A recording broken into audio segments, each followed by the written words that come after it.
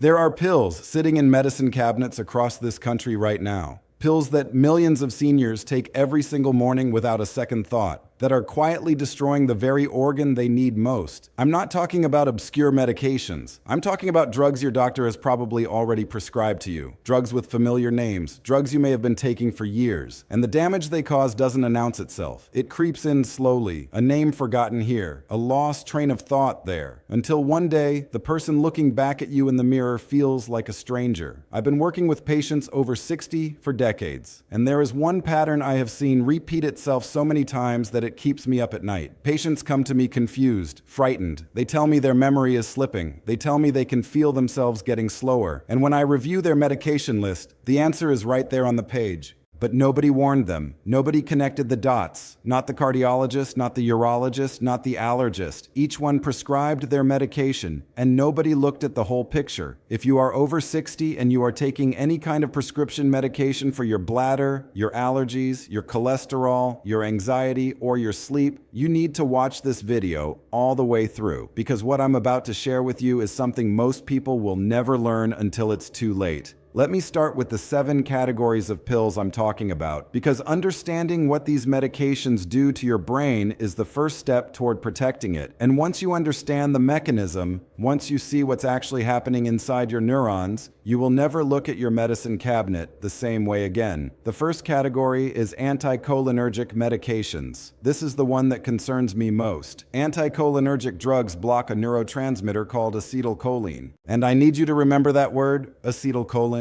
because it is the most important chemical your brain uses for memory and learning. Every time you recall a name, every time you learn something new, every time you hold a thought long enough to complete a task, acetylcholine is doing that work. These drugs don't just reduce acetylcholine temporarily. With sustained use, they reduce the brain's capacity to produce and use it at all. And the list of medications in this category will shock you. Benadryl, the allergy pill millions of seniors take like candy. Unisom and most over-the-counter sleep aids. Certain antidepressants like Paxil. Bladder medications like Detrol and Ditropan. Medications for dizziness and nausea. Many of these are available without a prescription. And many people over 60 take them every single night. In my years working with patients over 60, I've seen this pattern over and over. A patient starts taking a sleep aid. 6 months later, their family is calling me worried. He's not himself. He's forgetting things. He seems confused. And the answer is sitting in their bathroom cabinet. The second category is statins. Cholesterol-lowering medications. Now, I want to be careful here because statins have real cardiovascular benefits for some patients, and this is a conversation you must have with your own physician. But here is what most doctors don't mention in a 10-minute appointment. Your brain is made of fat. Approximately 60% of the dry weight of the brain is fatty tissue, and cholesterol, the very thing statins suppress, is essential for building and maintaining the myelin sheath that wraps around your neurons. Think of myelin as the insulation on an electrical wire. Without it, signals slow down. Without it, the connections between neurons degrade. Research suggests that in certain individuals, particularly those over 60, statin use is associated with cognitive side effects that go unreported and unrecognized for years. This isn't a conspiracy. The data exists, but the conversation rarely happens. The third category is benzodiazepines,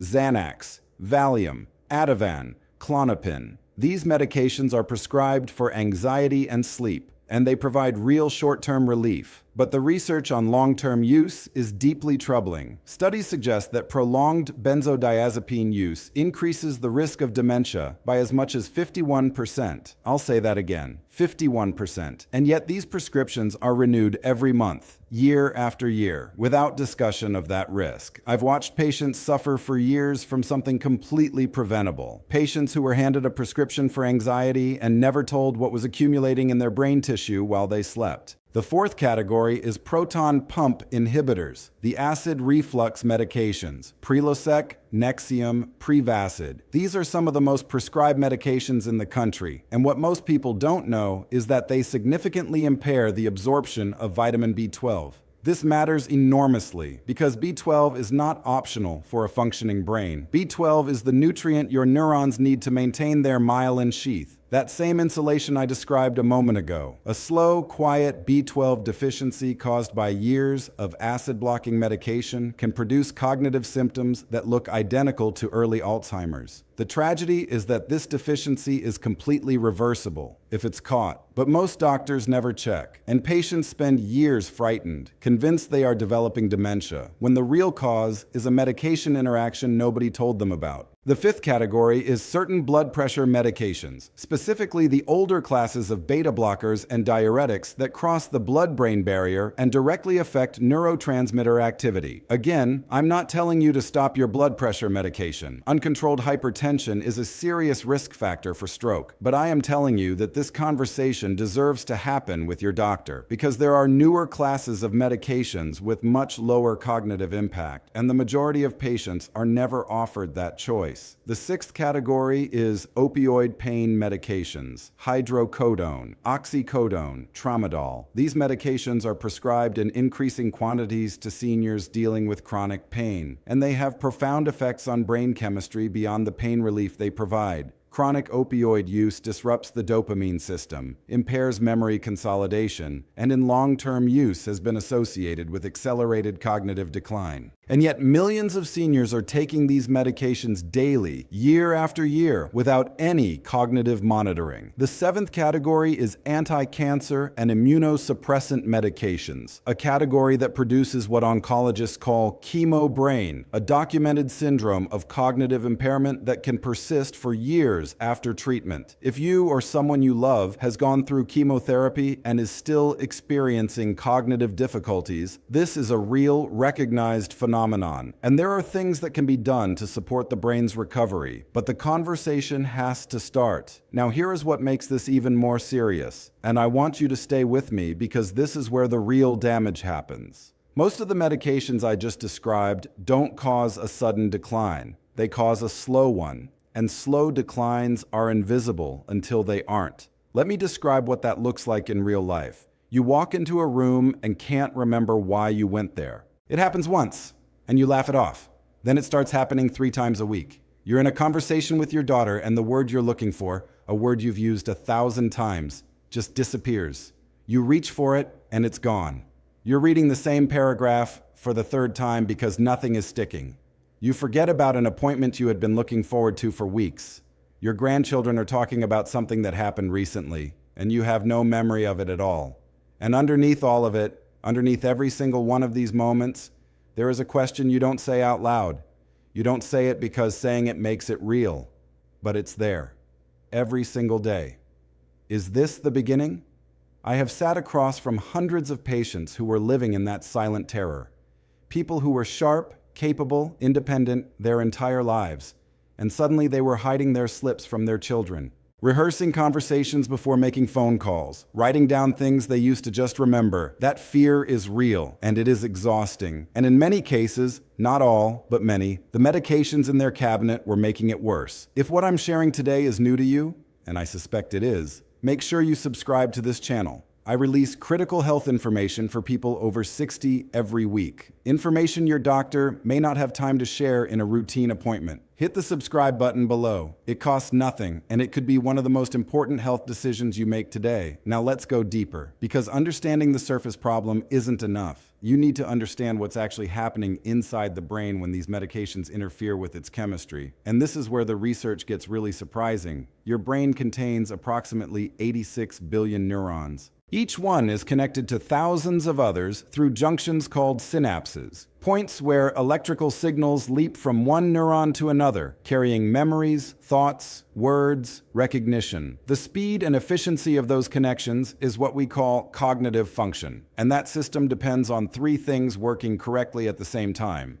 First, neurotransmitters like acetylcholine must be available in sufficient quantities. Second, the myelin sheath around each neuron must be intact to conduct signals without loss. Third, the brain's internal environment must be free from the chronic inflammation that damages neural tissue over time. Think of your brain like a city with millions of roads connecting different neighborhoods. Memory works when those roads are clear and well-maintained. When drugs that block acetylcholine enter the picture, it's like shutting down the traffic control system. Signals don't know where to go. Routes get abandoned. Entire neighborhoods go dark. And while this is happening, the brain's cleaning system is also being disrupted. During deep sleep, the brain activates what researchers call the glymphatic system. This is the mechanism that flushes out toxic proteins that accumulate during the day, including beta amyloid and tau, the proteins found in Alzheimer's brains. When sleep medications disrupt sleep architecture, even while helping you fall asleep, they interfere with the quality of deep sleep your brain needs to perform this cleaning. The result is a brain that looks, under certain imaging conditions, like it's aging faster than it should. The trash piles up, night after night, year after year. Researchers at institutions studying aging and cognitive decline have published data that most people in the medical community have largely ignored, showing that the cumulative anticholinergic burden from multiple medications taken together is significantly more damaging than any single medication taken alone. Most seniors aren't on one medication, they're on 5 or 7 or more, and nobody is measuring the combined effect on the brain's acetylcholine system. The research exists, but it rarely reaches the people who need it most, and if this goes unaddressed for years, the consequences move beyond memory slips. Researchers have observed what they call mild cognitive impairment transitioning into more serious decline in patients with high cumulative anticholinergic exposure. This isn't speculation. The studies are published. The mechanisms are understood. What's missing is the conversation. I had a patient, I'll call him Ronald, 68 years old, retired engineer, sharp man, came to me after his wife had spent 3 months convinced he was in the early stages of Alzheimer's. He was forgetting entire conversations they'd had the day before. He got lost driving to his brother's house, a route he'd driven for 30 years. He was withdrawn. He was frightened. He stopped calling his grandchildren because he was afraid he'd embarrass himself. When I reviewed his medications, I found 4 drugs with significant anticholinergic activity, including a sleep aid he'd been taking every night for 6 years and an allergy medication he kept in the car. Nobody had ever told him. No physician had ever looked at his medication list through that lens. We worked carefully with his prescribing doctors to taper some of those medications under supervision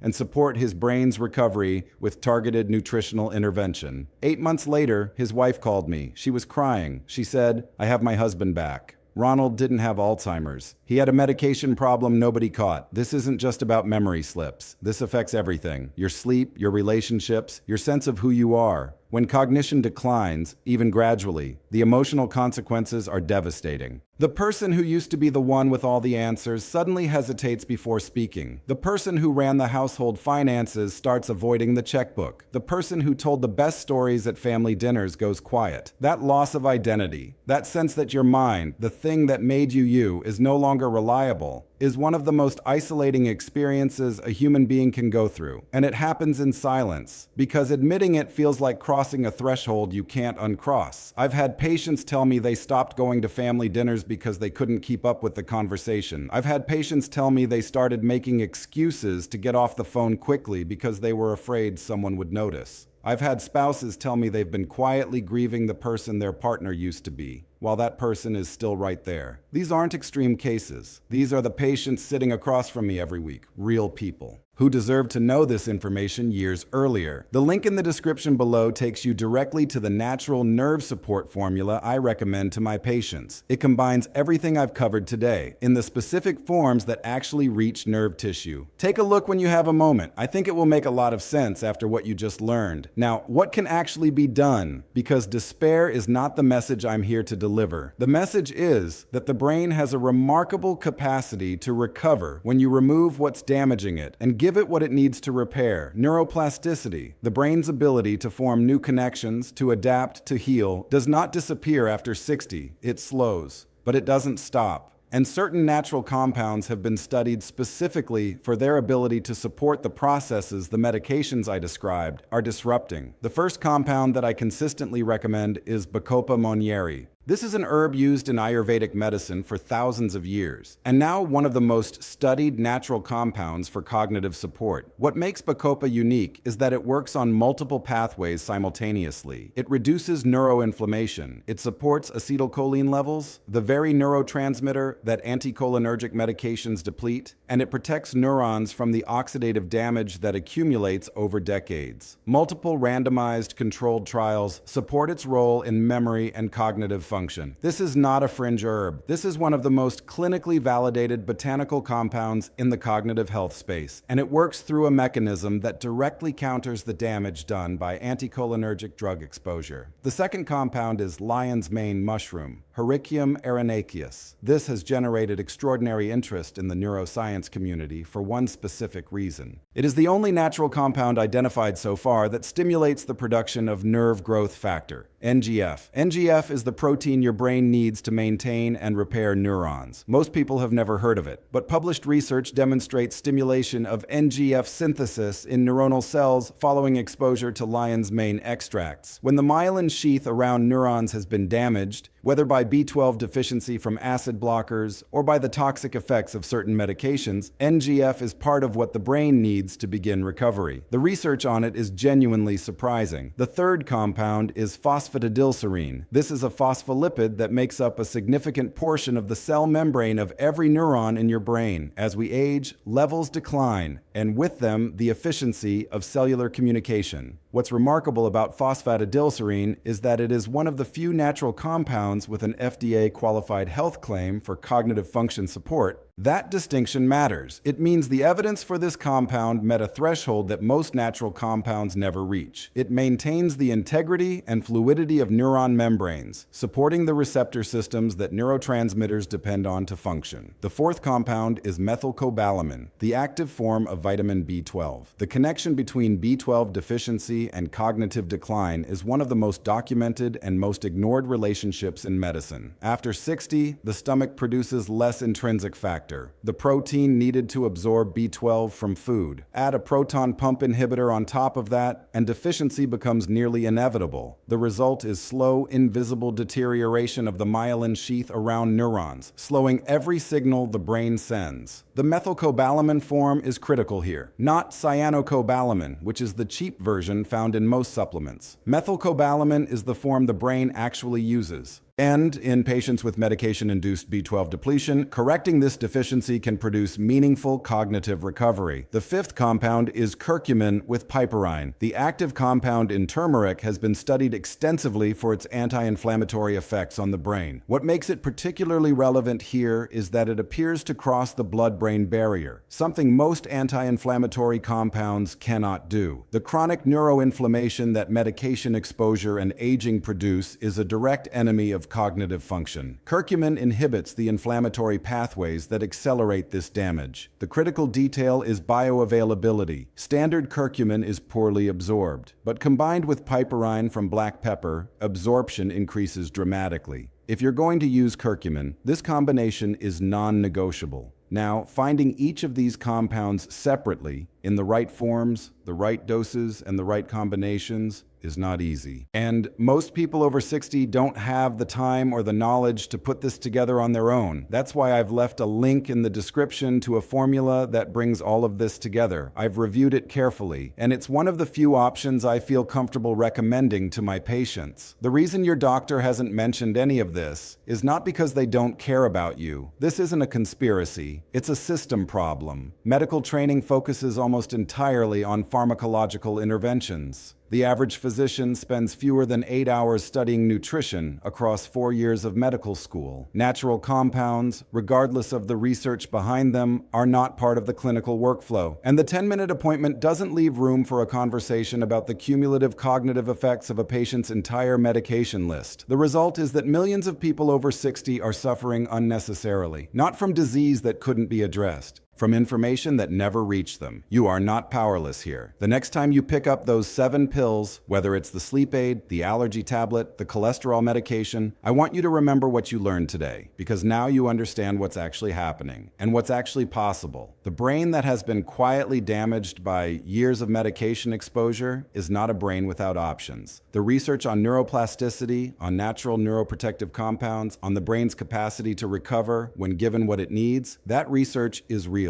And it applies to you. Your body has an incredible capacity to respond when given the right support. expert, and now you know something that most people your age will never learn. If today's video opened your eyes to something important, share it with someone you care about, because there are millions of people over 60 dealing with this silently, and they don't have to. The link in the description goes directly to the natural formula I recommend. Take a look when you have a quiet moment. Subscribe for more critical health information every week, and leave a comment below.